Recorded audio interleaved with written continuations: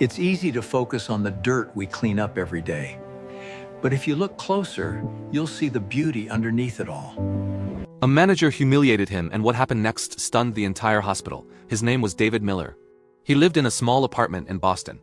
Every time he mopped the hospital floors, the doctors would laugh, 60 years old and still pushing a mop. What a failure! But David kept living his quiet, meaningful life, mopping floors, helping patients find their rooms, and reading medical journals at night. He thought he would retire unknown. Until one night in the emergency room, he saw a young man. His face was pale, breathing labored, clothes soaked in sweat, yet there was a strange dignity in his eyes. David rushed over and held his hand. "Stay with me, son." From that moment on, David stayed by his bedside, bringing water, talking to him. Until one morning he finally said, "You're going to make it through this."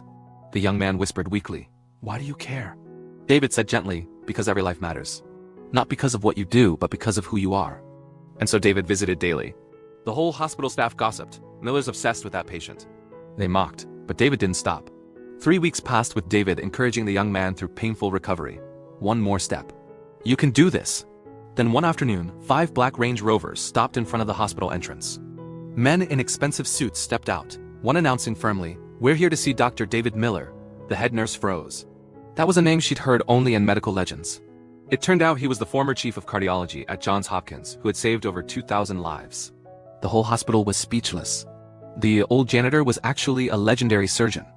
An administrator said, "Dr. Miller, we had no idea." "Why didn't you tell us?" David smiled quietly. "I wanted to see who treats people with respect, not titles." At that moment, the whole hospital fell silent. Mockery turned into respect.